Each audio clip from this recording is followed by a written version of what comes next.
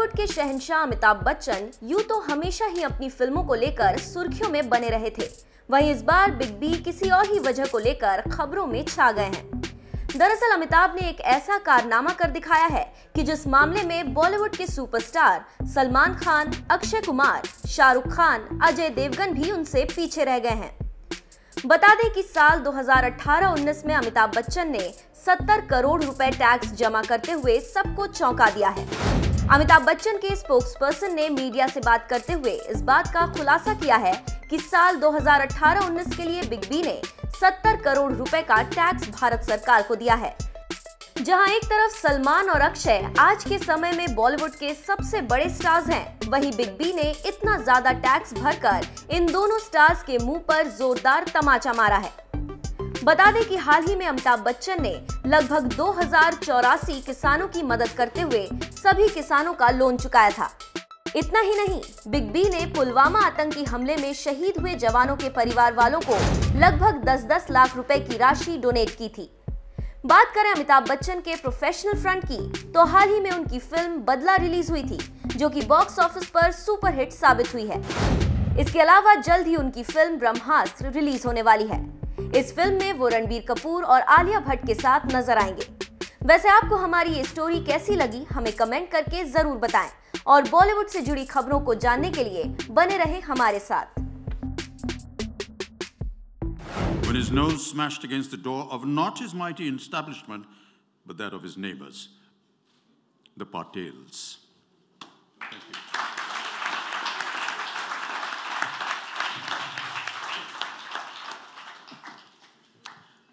Thank you, Amit Uncle. Thank you for doing the honors, and thank you for reading that absolutely wonderful 2 passages actually from the book. Congratulations, Shweta. It truly reads so well, but that also has something to do with your illustrious father. I'm going to actually now turn the spotlight on Shweta and actually get her to do some talking about her journey, how it all happened. And for that, I would like to invite a critic, a filmmaker, and an author himself, the very prolific Raja Sen.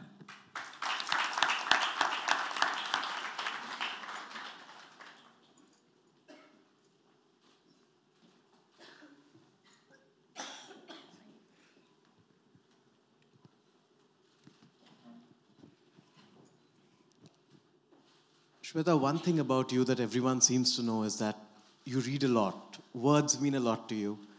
And so your first book, you're someone who does many things. You've been a columnist, you've just launched a fashion label. Your first book, how momentous is this occasion for you?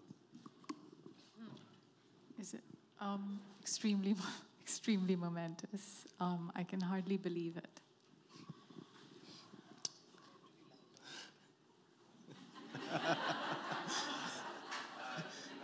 There are pros and cons of having your parents on stage with you. You've dedicated Paradise Towers to your grandfathers. Yes. To the poet Harivansh Rai Bachchan and to the journalist Tarun Kumar Bhaduri. That's right. Could you tell us a little more about how these illustrious writers shaped you as a reader and as a writer? So Raja, while growing up, we were always surrounded by literature. We were encouraged to read, not just by my grandfather, but also my grandmother. And there was always a huge influence of storytelling.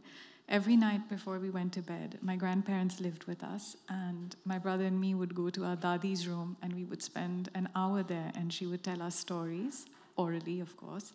And we would be fascinated and ask for more, and she would continue to tell us stories till it was time to get to bed. And we grew up with a very strong influence of that. So it was a lot about storytelling.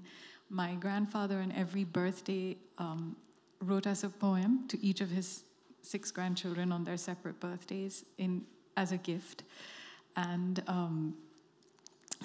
my Nana was very passionate and opinionated, about issues that were close to his heart. He was a very liberated man, and he always encouraged women to, go out there and do something and make something of their lives, as he did with his 3 daughters. So I think it's a mix of both of these things. Nana wrote mainly in Bengali, and I don't read it or write it, unfortunately, so I haven't been able to read his stuff. But they were always furiously scribbling away, both of them, whenever I visited them. My Dadaji every day, and Nana whenever we went over to meet him in Bhopal. So I think that left a huge impact in my mind.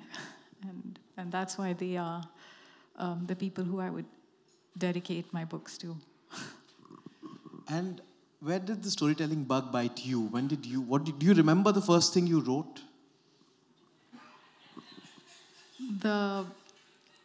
The first things I actually remember writing were get well soon cards to my father when he was recuperating after his accident on the sets of Coolie.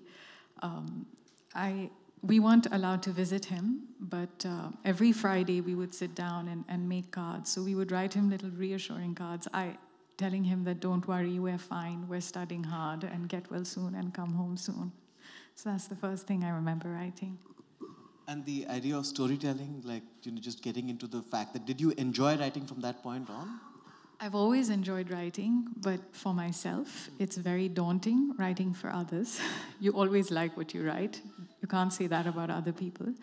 And I was always the eldest of the bunch, and I was always telling stories to all my younger cousins and my brother. So I think maybe that's where it came from. And who were your favorite writers growing up? Like, who were the influences on Paradise Towers, so to speak?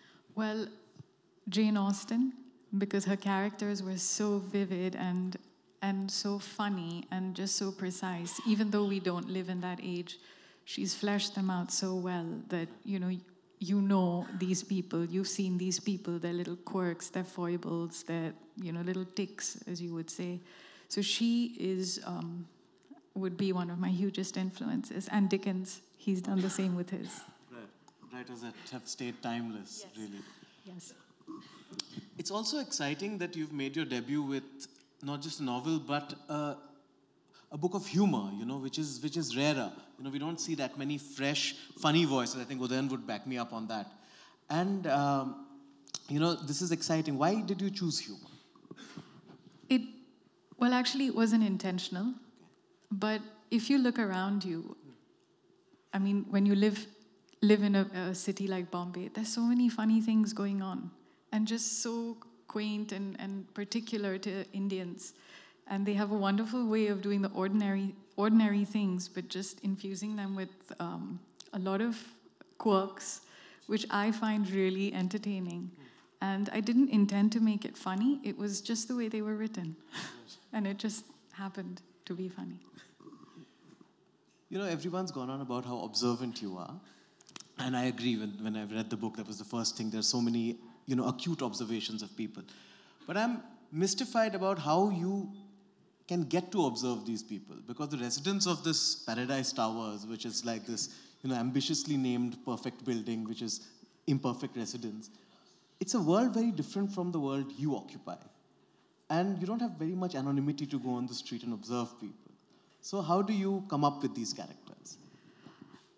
As everyone has said repeatedly, I've always been a very shy child, and growing up I've been very shy too, so it always meant I was in the background, and there was always so much going on around the members of my family, different people who would come and visit, whether it was Diwali or Holi or birthdays, and it gave me a chance to observe people and the way they behave, their body language, but peculiar traits they would have. And these things always stayed in my mind, and they found their way onto paper in Paradise Towers. Truman Capote once said that all literature is gossip. And you seem to have taken that a lot to heart. A lot of this is about what people are whispering about other people and the idea of, changing degrees of perception. So, is that the kind of book you like reading as well? Is this more juicier narrative? Is that your kind of style? It's not only the kind of book I like reading, but again, huge influences from when you read anything by Jane Austen. She always has, there's some kind of internal dialogue going on, specifically between the women. And it's funny and it's engaging, and I think it draws you into the book, and it sort of familiarizes you with the characters because they're doing human things. They're not supernatural. They're doing human things that you relate to and you do. So I think that's why, it's there. This is a book that is a little more complicated than it seems. When you pick it up, it starts out, it's very fresh and frothy. I would call it like, this is a mimosa with too much champagne. It's very bubbly, but it packs more of a kick than you might expect. It delves into depth, and it delves into human frailty, and there is insecurity in the characters. So I'm curious to know, what was your genesis for this? What was your starting germ that made you think, I will write a book about this building and these people? People have always fascinated me.